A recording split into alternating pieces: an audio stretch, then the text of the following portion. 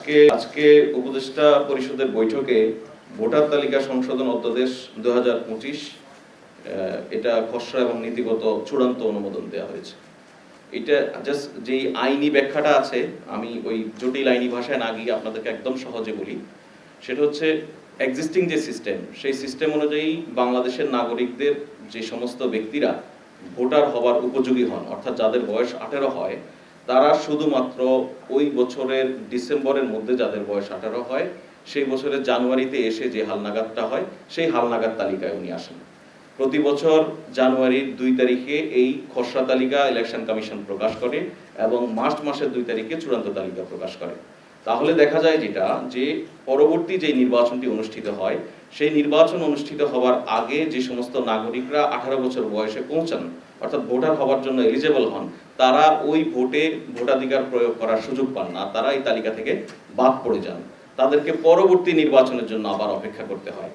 এই বাস্তবতায় নির্বাচন কমিশন মনে করে যে ভোটের শিডিউল ঘোষণার আগেই যেহেতু একটি চূড়ান্ত ভোটার তালিকা প্রস্তুত রাখতে হয়, সেক্ষেত্রে শিডিউল ঘোষণার আগে যৌক্তিক সময়ের মধ্যে এই যারা ভোটার হওয়ার উপযোগী হন তাদেরকে ভোটার তালিকায় নিয়ে আসা।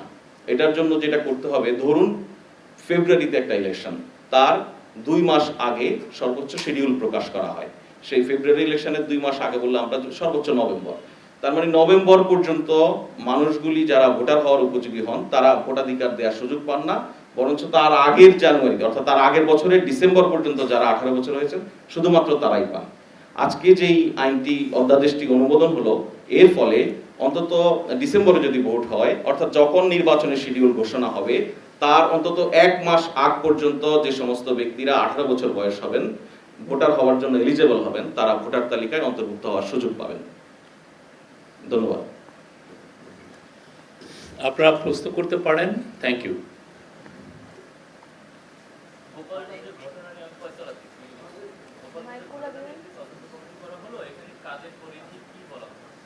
না, আমরা এটা তো বলেছি, তারা পুরো থরলি ইনভেস্টিগেট করবেন ঘটনাটা কেন হলো,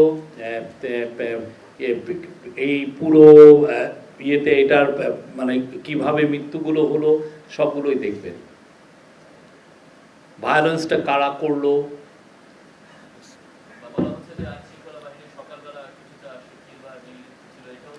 সবকিছুই দেখা হবে।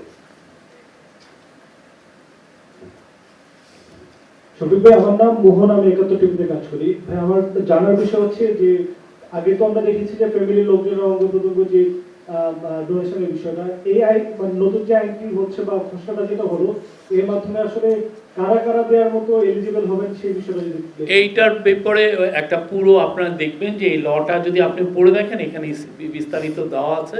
আমি যেটা জানি যে আগে যেমন আপনার নেফিউ নিস এরা দিতে পারতেন না, এখন মানে মানে ভাতিজা ভাগিনা তাদেরকেও ইনক্লুড করা হচ্ছে আর কি। এই এতে মানে পরিধিটা বাড়ানো হয়েছে। আমি রাজভবনের বার্তা 24 কাজ করি। প্রথমত যদি মিটফোর্ডের ঘটনা বলি, সেখানেও হত্যাকাণ্ড হয়েছে, দীর্ঘক্ষণ ধরে ঘটেছে এবং আনসার ক্যাম্পের পাশে হয়েছে। এবং গোপালগঞ্জের যে ঘটনা, সেখানেও রাত থেকে বিভিন্ন ফেসবুকে হুমকি থামকি দিয়ে কিন্তু পরের দিনে ঘটনা ঘটে। এই জায়গায় আসলে গোয়েন্দা তৎপরতার অভাব আছে কিনা বা ব্যর্থতা আছে কিনা, এই ঘটনাগুলো ঘটার পরে কেন ব্যবস্থা, আগে কেন কোনো ব্যবস্থা নেওয়া হচ্ছে না? এই কমিটিটা সেই গোপালগঞ্জের ভায়োলেন্সটা ইনভেস্টিগেট করার জন্য যে কমিটি করা হয়েছে, কমিটি সবগুলো বিষয় দেখবে।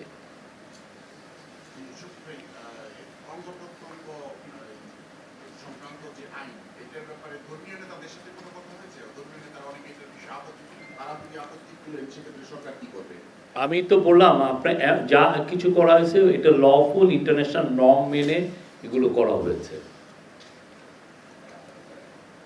আর কোনো প্রশ্ন?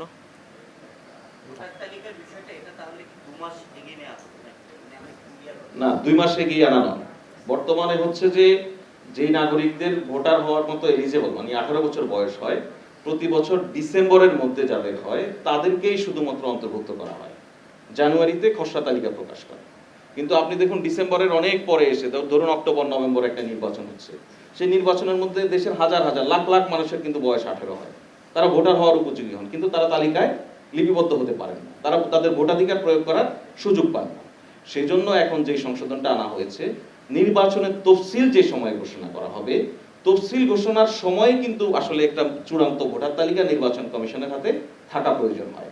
তার আগে নির্বাচন কমিশন ভোটার তালিকাটা প্রকাশ করে, কোনো আপত্তি অনাপত্তি সংশোধন এগুলি সংশোধন করে, সব মিলিয়ে ধরুন 1 মাসের মতো, শিডিউলের আগে 1 মাসের মতো সময় তাদের লাগে।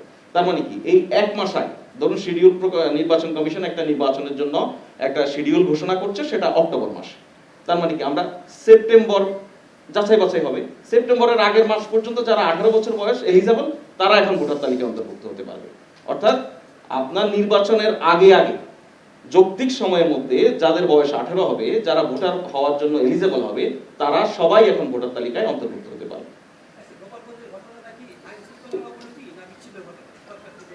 আমরা এই পুরো বিষয়টাই এই ইনভেস্টিগেটিভ যে কমিটি করা হয়েছে, প্রোব কমিটি করা হয়েছে, তারা দেখবেন।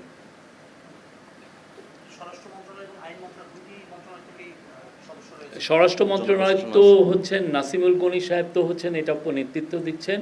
এটা জনপ্রশাসন এবং ল মিনিস্ট্রি দুই মিনিস্ট্রি থেকে অ্যাডিশনাল সেক্রেটারি থাকবেন 2 জন।